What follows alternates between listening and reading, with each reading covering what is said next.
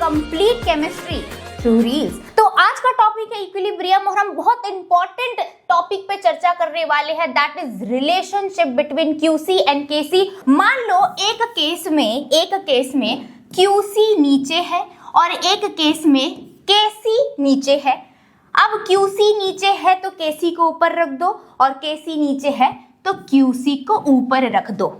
अब अगर क्यूसी की वैल्यू कम है, क्यूसी नीचे है और मकसद मत भूलो, मकसद है क्यूसी को केसी तक पहुंचाना, तो भाई क्यूसी कहाँ मुड़ेगी?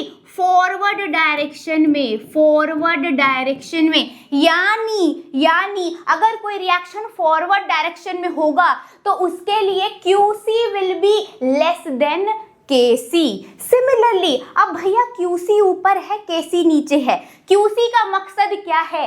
केसी तक आना, तो क्यूसी रिवर्स मार के बैकवर्ड डायरेक्शन में केसी के पास आएगी। मतलब for backward reaction QC will be greater than KC. और क्या होगा जब क्यूसी और केसी इक्वल हो जाए? तो मतलब वो रिएक्शन एट इक्विलिब्रियम हो चुका है। तो at equilibrium QC is equal to KC.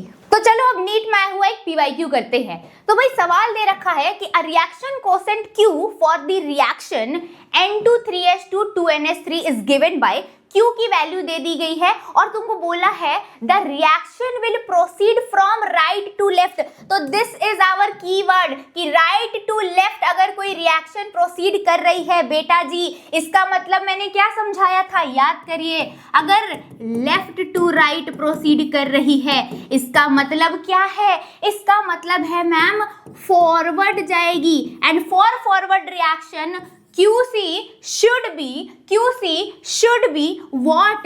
Less than KC.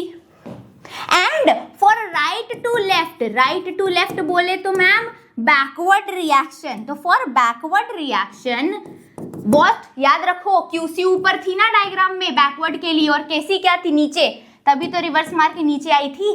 तो फॉर बैकवर्ड डायरेक्शन QC ऊपर है, ग्रेटर देन है, then QC will be greater than KC for backward reaction right to left. जरा देखिए कोई रिएक्शन यहाँ पर बेटा राइट टू लेफ्ट जा रही है, राइट टू लेफ्ट जा रही है तो वो बैकवर्ड हो गई ना, बैकवर्ड हो गई ना। तो your answer should be Q is greater than KC। तो अगर ये ट्रांजिशन अच्छा लगा तो मुझे फॉलो कर कमेंट में लिख देना। Thank you.